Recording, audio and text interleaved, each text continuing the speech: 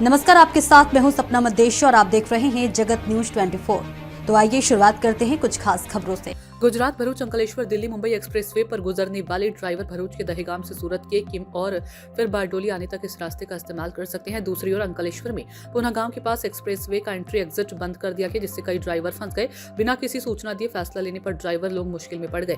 भरूच जिले के दहेगाम से सूरत किम तक दिल्ली मुंबई एक्सप्रेसवे का रास्ता ट्रायल बेसिस पर शुरू किया जाएगा।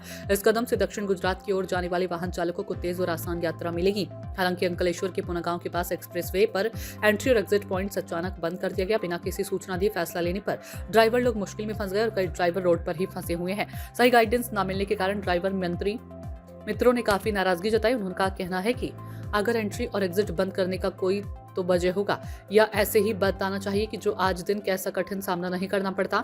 अभी की हालत भरूच से किम और किम बारडोली ट्रैवलिंग कर सकते हैं, लेकिन सीधे अंकलेश्वर से एंट्री और एग्जिट नहीं है। लोकल गाड़ी चलाने वाले और ट्रैवल से जुड़े लोग प्रशासन मांग कर रहे हैं कि एंट्री एग्जिट बंद होने की सही साफ जानकारी दे देनी चाहिए और साइन बोर्ड लगानी चाहिए ताकि आम जनता को कोई दिक्कत ना हो। गुजरात भरूच अंकलेश्वर से गोविंद भाई परमार की रिपोर्ट। सावरकुंडला थी धर्मेश भाई ड्राइवर अपनी दूधनी गाड़ी है।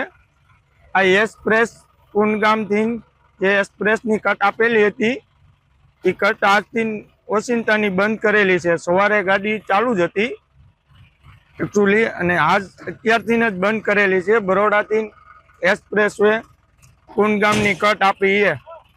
आ कट बंद करवानुं कारण शुं छे? आ वाहनों अत्यारे लगभग 10 થી 15 किलोमीटर सुधी तो पासी ज वळीने आवे छे अने प्लस अमारे अत्यारे अहींया एक्सप्रेस कट उपर आवीने ऊभा छीए।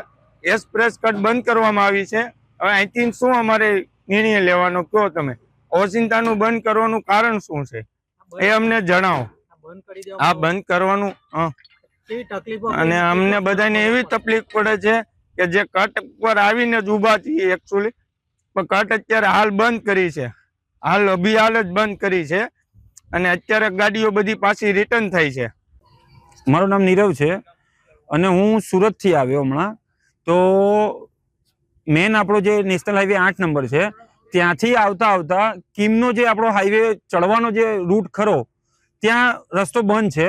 તો અમે લોકો સામેથી ચડ્યા, સામેથી આવ્યા તો સામે તો પછી આ રસ્તો મુંબઈ બાજુ જતો હતો। તો મુંબઈ ત્યાંથી કોઈએ એવું કીધું કે ભાઈ તમે રોંગ સાઈડ અહીંયાથી આવી જાઓ અને પછી આગળથી ક્રોસ છે તો તમે સીધા પાછા આ રસ્તે નીકળી જશો અમદાવાદ બાજુ। પણ ખરેખર આ લોકોને છે ને ત્યાંથી બોર્ડ મારવું જોઈએ કે ભાઈ તમે ત્યાંથી સામેની બાજુ બી છે જે બી વે છે એ વેનું બોર્ડ મારીને એ લોકોને પ્રોપર વે બતાવવો જોઈએ। ઘણા લોકો અટવાય છે, ઘણા લોકો આમ જાય છે 20-20 કિલોમીટર ફરીને પછી પાછા આવે છે। બધા મતલબમાં રસ્તા જે એક્સપ્રેસ હાઈવે પર ચડવાના રસ્તાઓ બધા બંધ કરી નાખ્યો। હા, બંધ છે ને કોઈ ચાલુ છે ને એવું બધી પરિસ્થિતિ છે। એટલે કહેવાનો મતલબ જે આપણા સોશિયલ મીડિયામાં જે ફરે છે ને હમણાં કે ભાઈ અહીંયાથી હાઈવે ચાલુ થઈ ગયો છે તો એમાં ઘણી બધી પ્રોબ્લેમ ક્રિએટ થાય છે એમ। તો જે બી જરા આવતા હોય તો એ લોકોને યા તો આપણો જે જૂનો રૂટ છે જે પુનગામથી ચડવાનો ત્યાંથી જ આવું તો અત્યારે એ બી બંધ હોય તો ખ્યાલ નથી।